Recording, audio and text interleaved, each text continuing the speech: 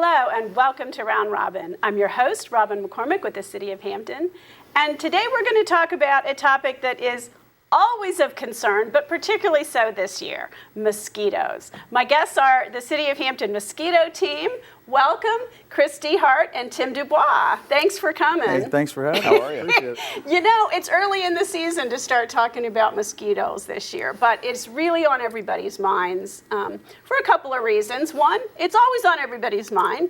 Two, we had a mild winter, and I've already seen a few in my backyard. And three, I'm going to throw it out there, the Zika virus. Can't get around it. People are very concerned.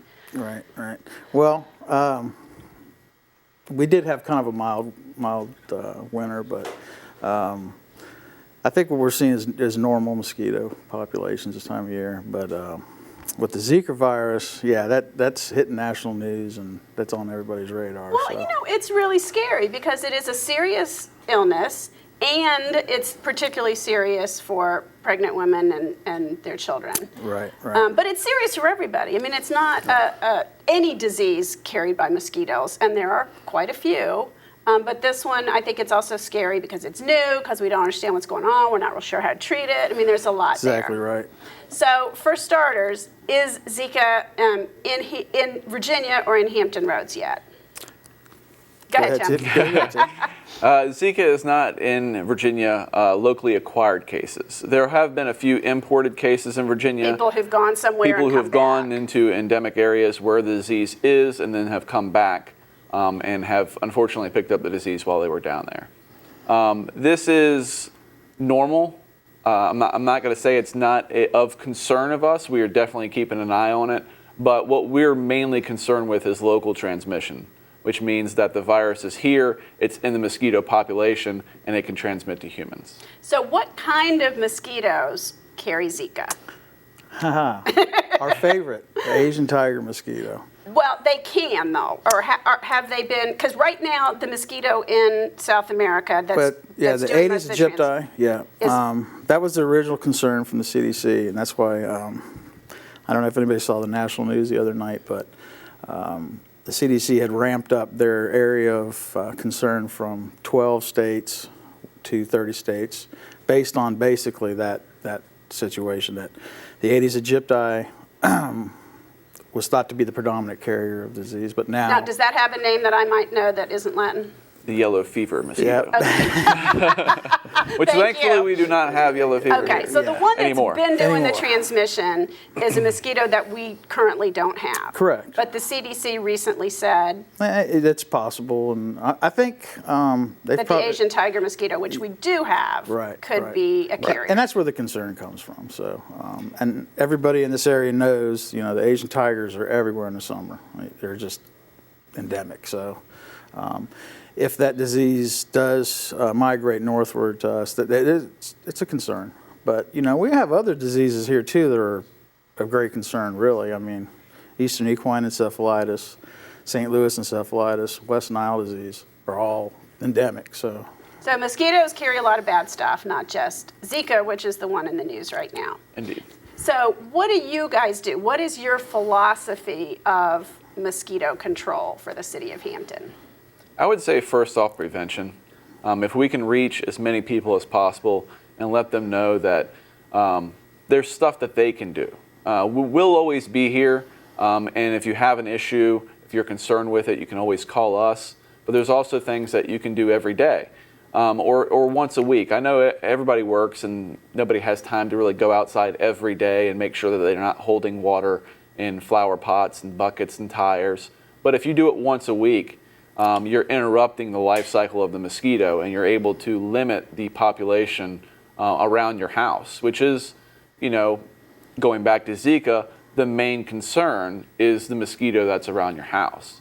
So. And the Asian tiger, you guys were saying, is one that breeds in standing water in backyards. It's not a swamp water. It's not coming from cryptic structures, yeah, and they'll breed from a bottle cap to the gutters to kids' toys. They're prolific little breeders. So how do you, if they can breed in something as small as a bottle cap, that means homeowners have to be like crazy Diligent. vigilant to try to do this. So Yeah, they you do. say once a week, like get up on Saturday mornings if you don't have to go to work. Or after rainfall, yeah. I mean, Or after rain and patrol. Yep, yep. Yeah, and I mean, the bottle caps, while they will breed, you're looking at a smaller amount. And, you know, obviously if you see a couple bottle caps in your backyard, you're probably going to pick them up anyway because it's trash. Right, Well, right. what you should be concerned with is stuff that you definitely want in your backyard, but you may not know that breeds. So flower pots are a big concern because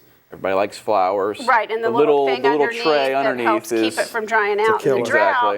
Exactly. Bird baths. Okay, let me ask you a question. Can you just spray it, or will Well, that you're gonna- put new water in and flush out the mosquitoes? I guess or you does could, but they're you're on the kinda- top or they're not on the top? I mean, most Like, how flowers, you want them serious? to kind of dry out anyway. So I would Well, just lift the until flower you get and to dump. July and August, and then you want that to evaporate Yeah. back up into the pot. As long as you're diligent, Yeah. like you say. Okay. And another thing is that a lot of people overlook is drain tiles in their irrigation, or landscape.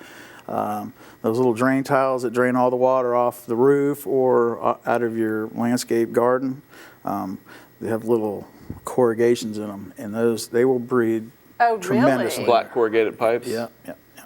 Oh, It's- inside. Yeah, that's one of the worst little- ones we cut. Well, usually when most of our 311 calls, we'll end up finding something like that that's really causing a problem. So Oh, you just got to wow. be diligent, you know. And the thing about the Asian tiger too is he doesn't fly far, but he'll fly enough to fly to your neighbor's house. So, you know, some people say, well, you know, I've got I'm my not too worried. backyard. I'm inside all the time. I'm not really worried about it. Well, you're killing your neighbor. So that would be one message to really get across. If we all work together, we can reduce the threat pretty significantly. Well, so let me ask a question. If Asian tiger is the main concern for this particular illness, and it can breed in things like a covered black corrugated pipe, if you guys come along and fog, or if we try to spray, it ain't going to help in those covered situations. Or if it's up under your roof, you know, in a shaded area or something like that, it's going to be hard to kill once they. Asian tigers are diurnal, so basically they bite during the day and, you know, towards the evening dusk. So our sprays really aren't effective on them anyway. So we have to do our part. You're public saying outreach, it's really the source only reduction way. is the way to attack that particular species. Yes. Okay. Well, that's disturbing. You know, for a lazy homeowner like me, I would rather sit back and say, you guys take care of it. You know, it's Well, hard. It's hard to be. Diligent. I It know. is. You know I it found it in is. my yard before. I'm not going to lie. I mean, you got to be thorough. I mean, do, but yeah. if the threat comes, But we all have to do our part. yes, You know, we can't sit back. it is important. And there's definitely stuff that we're doing out there. If the disease does hit the United States and it has local, it's being locally acquired, we'll have time before it hits Virginia. Hopefully, I guess there is a small chance that it might but start the in theory Virginia. is that it would move up. Yeah. From Right. The theory South is that it'll America, move up Central America. from lower states and Right. move up. And we are already prepared in some stuff that we can do. But I guess our main message is to get out there to the public because while there is some stuff that we can do, they are the front line. Okay, well, let me ask, and I forgot to say this. If people have standing water areas that they can't dump, it's too big or it's a low-lying area of the backyard, what can they do there? You can go to your local hardware store and buy mosquito dunks. It's a environmentally safe bacteria. I was going to ask, because Yeah. you don't want to put something in your backyard that's going to hurt your dogs or that's going to leach into your ground. I mean, not that I would want to go out and drink behind it, but you can. You know, It's safe. Okay. for horse troughs, everything. So And of course, if you have a ditch or a woodland area that you're concerned with, there's always 311 for the city of Hampton. Okay, so you just we try to explain treat what you more. just said. We try to treat more public problem. You know, somebody may have a problem with their back ditch or something, not holding water.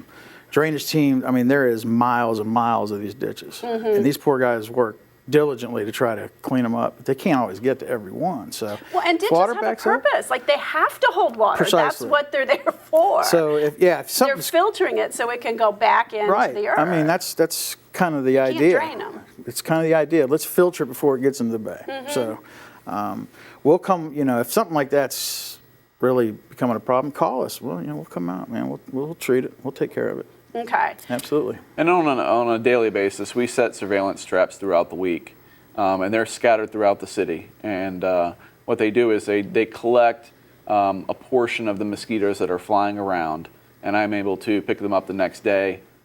By which type they are, we can tell where they're breeding from, and then we'll send teams out there and say, hey, there's mosquitoes that are breeding in woods right now. If you go to the woods and you find woodland depressions that are right along the side of a neighborhood, we'll be able to take care of that.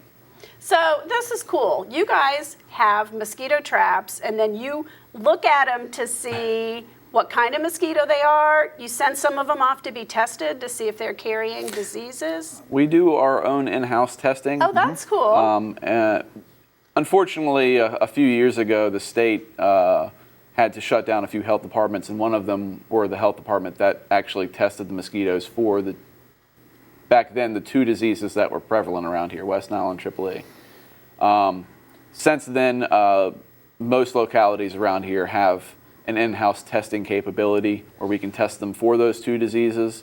And if we have a positive, we actually send it off to get confirmed, because our tests aren't quite as sensitive as the tests that you do a screening sort of almost. Right. Precisely. Okay.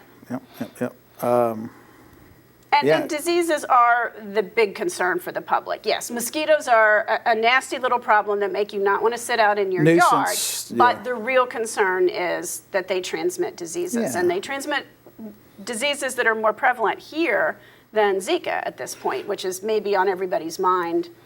Yep. But not rationally. We still have to worry about West Nile and a couple of different varieties of encephalitis. Absolutely. The Zika virus actually, from everything I've read, I haven't experienced it myself, but they say it's kind of mild compared to West Nile. Certainly mild compared to Triple E.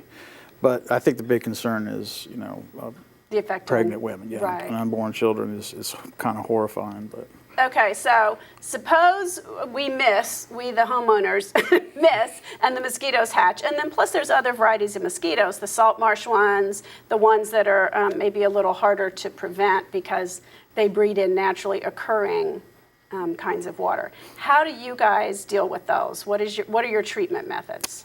But Tim touched on some of it already. We conduct, surveillance throughout the city.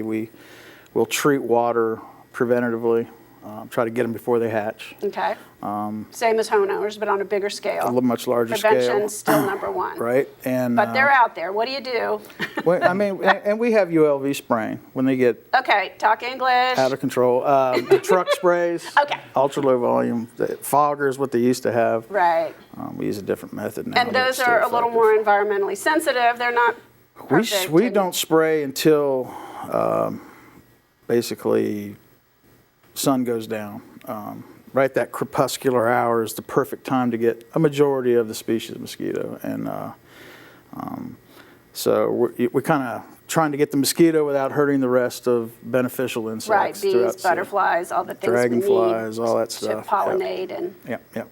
And just to touch on the larviciding efforts, the pesticides that we do use are